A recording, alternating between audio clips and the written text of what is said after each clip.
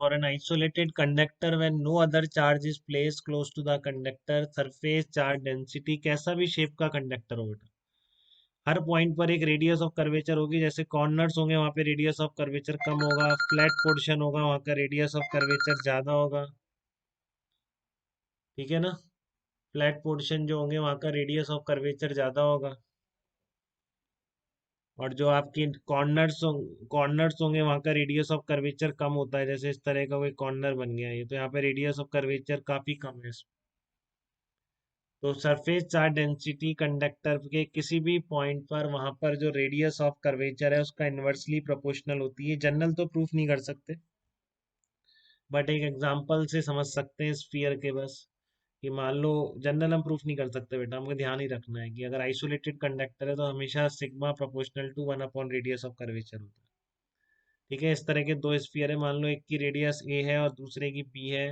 आपने बहुत बहुत डिस्टेंस पर है दोनों को, क्यू इससे मतलब की ये पहले ओपन थी और इनिशियल चार्ज था Q1 Q2, ये इनके इनिशियल चार्ज थे। ठीक है, तो आपको इस की को एस को स्विच को क्लोज करने के बाद कंडक्टिंग वायर से कनेक्ट हो गया अभी, तो बाद में आफ्टर क्लोजिंग एस, क्या कह रहा हूँ मैं, after closing capital S charge मान लेते हैं Q1 डैश Q2 डैश हो गए। ठीक है, रेडियस कितनी थी इसकी, मान लेते हैं R1 थी और इसकी कितनी थी, R2 थी। तो देखो आपका चार्ज कैसे डिस्ट्रीब्यूट होगा, इस पे निकाल सकते हैं कि हम क्लोज करने के बाद charge on both the spheres कैसे निकालते हैं। जब आप इसको क्लोज कर दोगे तो पोटेंशियल दोनों के सेम हो जाएंगे और ये वेरी लार्ज डिस्टेंस पर है। ठीक है, तो इसलिए पोटेंशियल, इस पे जो पोटेंशियल होगा केवल इसी चार्ज के कारण है, इस पे जो है उसके चार्ज के कारण नहीं। ठीक है, तो when switch is close both conductors will become at same potential when switch capital S is closed। समझ रहे हैं आप इस चीज को बिल्कुल। तो कंडक्टर को या तो कांटेक्ट में रख दो या फिर इस तरह से आप वायर से कनेक्ट कर दो, तो उनके जो पोटेंशियल होते हैं वो सेम हो जाते हैं। Switch S is close both conducting spheres will be at same potential. तो ऐसे बहुत क्वेश्चन आते हैं बेटा कि इनिशियल चार्ज दे रखा था, कनेक्ट कर दिया, तो फाइनल चार्ज बताओ, तो फाइनल क्या होगा, पोटेंशियल सेम हो जाएगा उनका। ठीक है, तो एक तो चार्ज कंजर्वेशन लगा दीजिए, Q1 dash plus Q2 dash equal to Q1 plus Q2। दूसरी इक्वेशन आप कहाँ से बना सकते हैं, पोटेंशियल इक्वेट करके बना सकते हैं, V1 इक्वल टू V2, तो Q1 dash upon R1 equal to Q2 dash upon R2। ठीक है, तो आप देखो यहाँ पर Q1 dash upon Q2 dash का रेशियो कितना आ जाएगा, R1 अपॉन R। तो कोई फाइनल चार्ज पूछता है in terms of initial charge, तो आप इन इक्वेशन को सॉल्व करके 1 और 2 को बता सकते हो, उसमें कोई बात नहीं। बट यहाँ पर तो मेरे को प्रूफ करना था sigma proportional to 1 upon radius of curvature. तो Q1 डैश और Q2 डैश को लिख लेता हूँ मैं, देखो समझ रहे हो आप, Q1 डैश और Q2 डैश को लिख रहा हूँ मैं। तो Q1 डैश को क्या लिख सकते हो, सिग्मा 1 डैश और 4 पाई R1 स्क्वायर, इसको लिख सकते हैं sigma 2 dash upon 4 pi R2 square equal to R1 upon R2। तो ये आर क्या आ जाएगा, ये आ जाएगा सिग्मा 1 डैश, और उधर R2 जाएगा sigma 1 dash upon sigma 2 dash, कितना आ जाएगा, R2 अपॉन R1 आ जाएगा। तो यहाँ से देखो इन्वर्सली प्रोपोर्शनल दिख रहा है क्या, sigma 1 dash upon sigma 2 dash equals to R2 upon R1। इसका मतलब सिग्मा क्या है, प्रोपोर्शनल टू 1 अपॉन R। तो कंडक्टर से स्फीयर में हो गया कि आपका सरफेस चार्ज डेंसिटी, एक ही कंडक्टर बन गया कनेक्ट करने के बाद, तो इस पर surface charge density proportional to 1 upon radius of curvature है। तो ऐसा केवल इसका स्पेरिकल के लिए नहीं, कैसी भी शेप का कंडक्टर हो अगर आइसोलेटेड है तो उस पर सिग्मा हमेशा ऐसे डिस्ट्रीब्यूट होगा कि sigma will be proportional to 1 upon radius of curvature. General proof नहीं है इसका, आपको एक एग्जांपल के थ्रू मैंने बता दिया स्फीयर का। तो 6 की 6 पॉइंट अगर आप रिवाइज करके आते हैं और ढंग से याद रखते हैं, ठीक है, तो ये आपके नेक्स्ट लेक्चर से समझ में आने वाली है सारी चीजें। ठीक है, इसका एक एग्जांपल भी देख लो, फिर हम देखिए क्या क्वेश्चन है एक बार। इसका सिग्मा प्रोपोर्शनल टू इसी इन्हीं पर बेस, मतलब जो 6 आपने पार्ट पढ़े हैं कंडक्टर के, तो एक क्वेश्चन लिखा हुआ है, पढ़ देता हूँ। ये point charge capital Q has been placed at a point outside a neutral spherical conductor. ठीक है, क्या कह रहा है? Point charge capital Q is placed, a point charge capital Q. Question देख लीजिए एक बार आप, क्वेश्चन क्या कह रहा है। क्या होगा?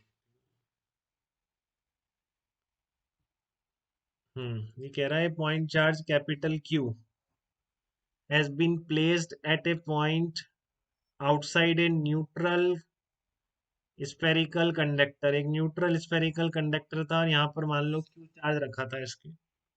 ठीक है, the induced charge density at the point P on the surface of conductor is minus, क्या दे रखा, माइनस सिग्मा। मतलब कोई पॉइंट पी है कि देखो क्या है, ध्यान से सुनो। The induced charge density at point P on the surface of conductor, इस पॉइंट पर कितनी है? माइनस, माइनस सिग्मा है surface charge density, minus sigma.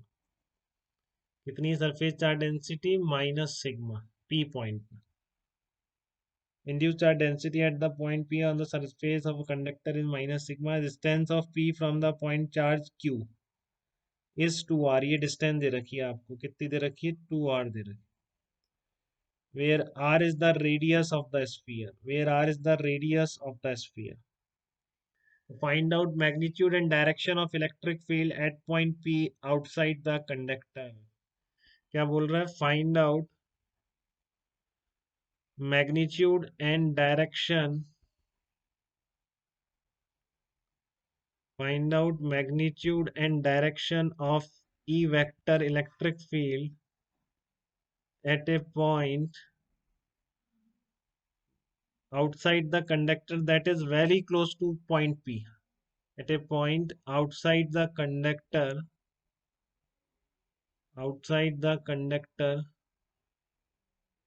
that is very close to point P. That is very close to point P.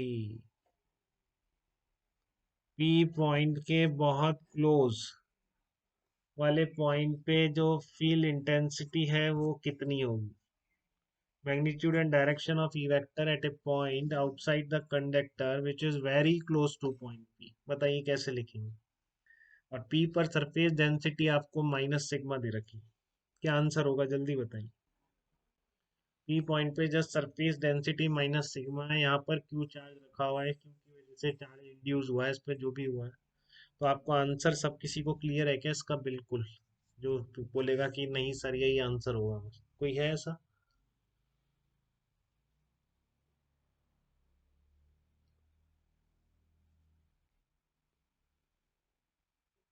Supriya बताइए, answer बताइए बेटा।